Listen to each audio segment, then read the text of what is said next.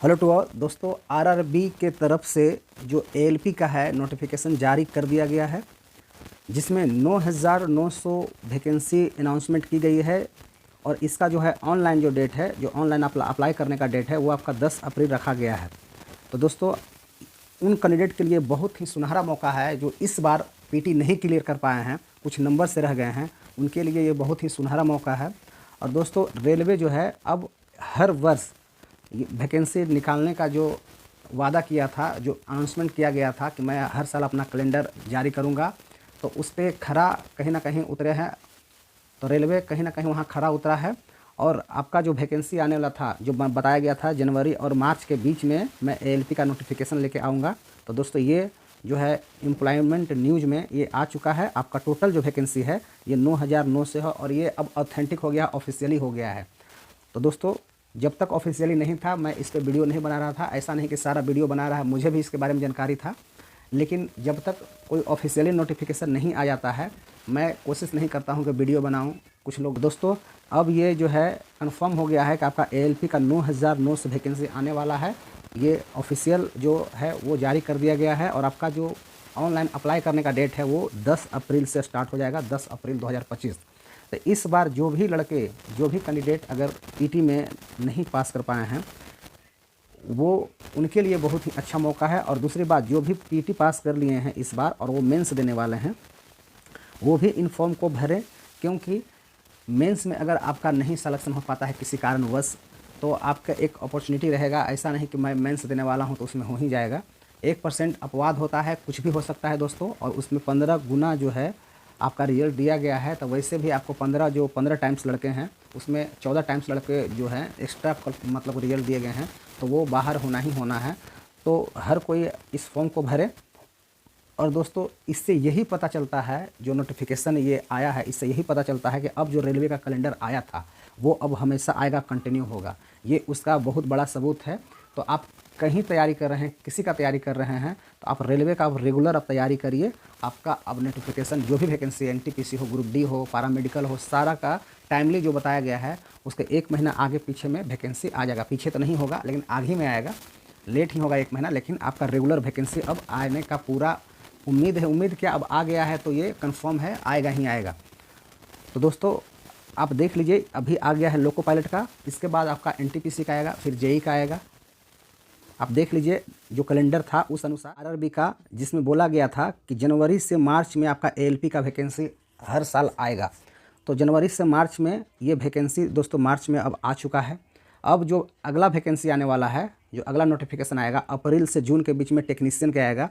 तो ये दोस्तों जून नहीं होने वाला है, क्योंकि टेक्नीशियन आपका क्लियर हो चुका है। आपका उसका ज्वाइनिंग भी अब स्टार्ट हो जाएगा। 9 अप्रैल के बाद आपका डीवी स्टार्ट है, तो इसका ज्वाइनिंग भी अब कंप्लीट हो जाएगा। तो इसका जो नोटिफिकेशन जो आने का चांस है, ये आपका मई मिड में आपका टेक्नीशियन का नोटिफिकेशन आ जाएगा। क्योंकि इसमें लेट नहीं करेगा, क्योंकि ये वैकेंसी ऑलरेडी कंप्लीट हो चुका है, बस अब डीवी और ज्वाइनिंग है। तो ये मई में आपका टेक्नीशियन का वैकेंसी आ जाएगा।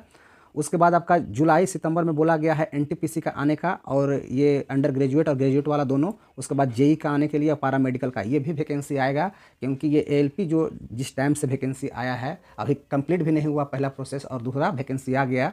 इससे यही पता चलता है कि रेलवे अपना कैलेंडर को जारी रखना चाहता है, और ये आप लोग के लिए बहुत ही खुशी की बात है।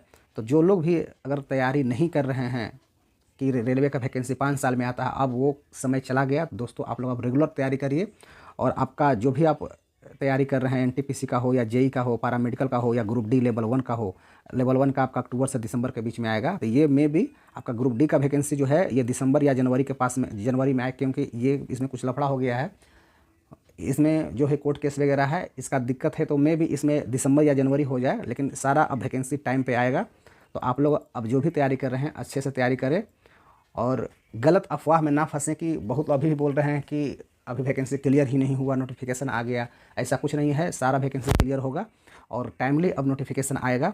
और दोस्तों, अभी जो लोग एएलपी में लगे हुए हैं वो अपना तैयारी अभी जो मेंस का करिए, बहुत अच्छे से करिए, क्योंकि आपको एक और चांस मिलने वाला है। इसमें आप कहीं भी चूक जाते हैं तो आपका एक और चांस मिलने वाला है। तो दोस्तों, एएलपी का जो अभी अगर आप, और दोस्तों जो भी नए कैंडिडेट हैं जो एएलपी का तैयारी कर रहे हैं, तो उनको मैं बता दूं, एएलपी का जो पीटी होता है, पीटी में जो है मैथ जो होता है ये 20 मार्क्स का होता है, रीजनिंग जो होता है वो 25 मार्क्स का होता है, साइंस जो होता है वो 20 मार्क्स का होता है और जीके जो होता है वो 10 मार्क्स का होता है। टोटल दोस्तों 75 क्वेश्चन रहते हैं और 1 घंटा आपको टाइम मिलता है। तो इसमें दोस्तों नॉलेज रखना बड़ी बात नहीं है, आप अगर कितना जानते हैं ये इसमें मायने नहीं रखता है, मायने रखता है आपका ये टाइम। 1 घंटा के अंदर आपको 75 क्वेश्चन सोल्व करना है, तो क्या आपका अप्रोच होना चाहिए यही आपका रिजल्ट दिलाता है, ये नहीं कि आपके पास नॉलेज कितना है ये आपका रिजल्ट नहीं दिलाता है। नॉलेज तो ज़रूरी है लेकिन आप क्वेश्चन अटैम्प्ट कैसे करते हैं ये ज़्यादा मायने रखता है। बहुत मैंने अच्छे लड़कों को ऐसा देखा है जो बहुत अच्छे पढ़ने में थे, उन्होंने टाइम गवा दिया मैथ के चक्कर में, या एक क्वेश्चन कोई फंस गया उसमें टाइम गवा दिया, जिस कारण से उनका रिजल्ट नहीं पाया। और उनसे कमज़ोर विद्यार्थी का भी रिजल्ट मैंने देखा है, जो कि अगर यहाँ फंस रहे हैं तो अगला क्वेश्चन में जाके दूसरा क्वेश्चन बना रहे हैं और टफ क्वेश्चन को एग्जाम में छोड़ दे रहे हैं। तो इस एग्ज़ाम में मेन जो है आपका नॉलेज नहीं चेक हो रहा है, आप टाइम को किस तरह से मैनेज करते हैं वो देखा जा रहा है। तो दोस्तों आप नॉलेज तो रखें ही, लेकिन आपको 1 घंटा में किस तरह से मैं मैनेज करूँ कि 75 में मैं मैक्सिमम स्कोर करके लाऊं। 75 में 75 तो कोई नहीं ला सकता है, लेकिन जितना ज़्यादा मैक्सिमम हो मैं कैसे गेन कर पाऊँ, यही दोस्तों इस एग्ज़ाम का रिक्वायरमेंट है। ये नहीं कि आपका नॉलेज कितना है ये चेक होता है, नॉलेज के साथ में आप टाइम कैसे मैनेज करिए ये चेक होता है इस तरह का एग्ज़ाम में 1 घंटे में। और अगर ऐसा आप नहीं करते हैं तो आप कितना भी ब्रिलियंट क्यों ना है, अगर टाइम मैनेज नहीं करते हैं तो आपका रिजल्ट नहीं होगा। तो बहुत ऐसे लड़के होंगे जिन्होंने टाइम को मैनेज नहीं करने के चलते वो पढ़ने में बहुत अच्छे हैं, उनका रिजल्ट इस बार नहीं हुआ। तो इस बात को आप बहुत ध्यान रखें। और आपको अभी से ही तैयारी करना है। पीटी में जो जिनका पीटी नहीं हुआ है उनको मैं बता दूं, आपको मैथ और साइंस और रीजनिंग ये तीनों जो है आपको बहुत अच्छे से प्रिपेयर करना है, क्योंकि मेंस में यही सब्जेक्ट रहने वाले हैं। मेंस में दोस्तों जीके नहीं पूछा जाता है, तो आपको जीके 10 नंबर का है, इसके लिए आपको फोकस नहीं करना है। मेन फोकस आपको मैथ, रीजनिंग और साइंस पर करना है, क्योंकि यही आपका मेंस में मेरिट बनाएगा।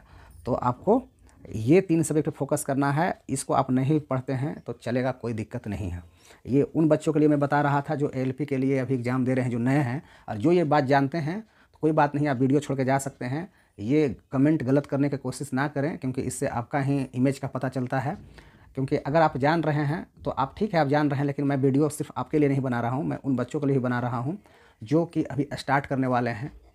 तो दोस्तों बस ये इस वीडियो में यही मुझे बताना था कि पीटी एग्जाम को टैकल कैसे करना है। पढ़ना सब जानते हैं, लेकिन किस तरह से क्वेश्चन को अटैम्प्ट करना है ये नहीं जानते हैं। आपको मेन यहाँ फोकस तो करना ही है, साथ में आप ये 1 घंटा है यहाँ फोकस करना है। और सबसे बड़ी बात, इसमें रेलवे में 1/3 नेगेटिव होता है। जितना भी आप एग्ज़ाम दिए होंगे उसमें 1/4 नेगेटिव होता है, लेकिन रेलवे एक ऐसा एग्ज़ाम है जहाँ 1/3 नेगेटिव होता है। तो इस बात को आप ध्यान रखिएगा कि इसमें नेगेटिव बहुत ही ज़्यादा होता है। एसएससी में 1/4 होता है, वहाँ आप रिस्क लीजिएगा तो कोई दिक्कत नहीं है। रेलवे में रिस्क भी लेना है तो आपको 5 से 7 क्वेश्चन के अलावा ज़्यादा रिस्क नहीं लेना है। तो ये दोस्तों पीटी का आपका सिलेबस हो गया, पीटी का जो पैटर्न है वो हो गया।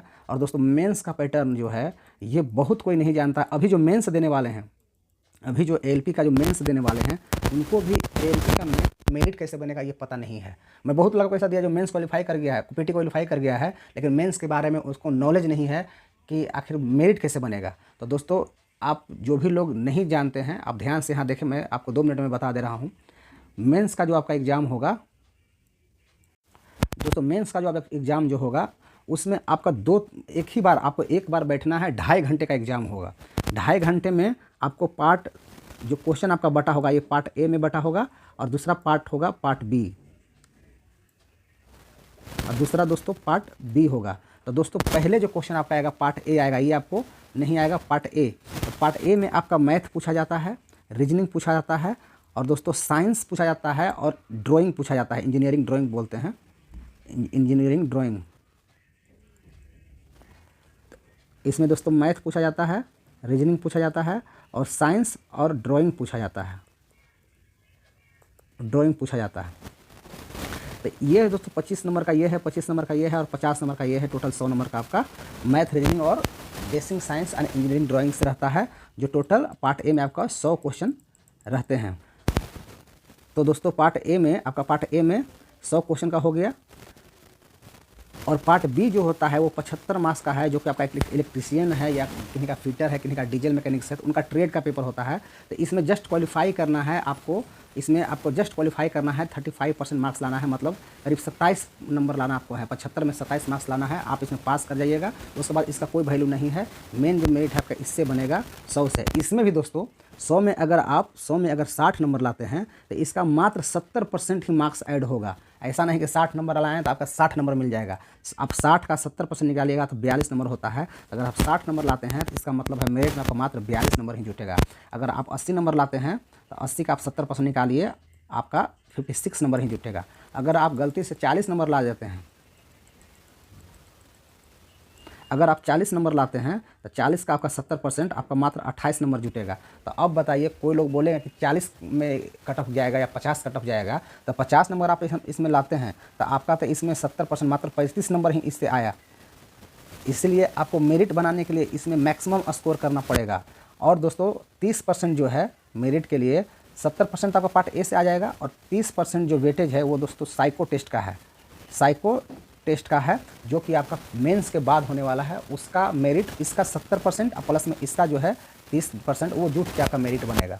इसका 30% और इसका 70% जुटेगा तब मेरिट बनेगा। इसलिए दोस्तों आप पार्ट ए में जितना मैक्सिमम स्कोर कर सकते हैं तभी आपका मेरिट बनेगा। तो इस बात को आप लोग एलपी वाले बहुत अच्छे से ध्यान रखें। और जो भी इस वीडियो को अभी जो मेंस देने वाले वो देख रहे हैं, जो जानते हैं तो अच्छी बात है, जो नहीं जानते हैं वो बहुत अच्छे से जान लें कि पार्ट ए आपका मेन है, पार्ट ए ही मेन है। और पार्ट बी में क्वालिफाई करना ज़रूरी है, क्योंकि पार्ट बी आप क्वालिफाई नहीं करते हैं तो ये पेपर आप 100 में 100 लाते हैं, कोई मायने नहीं रखता है। इसमें आपको 26 नंबर में लाना है, उसके बाद इस पेपर का कहानी ख़त्म है। मेन आपका गेम है पार्ट ए का। तो दोस्तों इस वीडियो में इतना ही।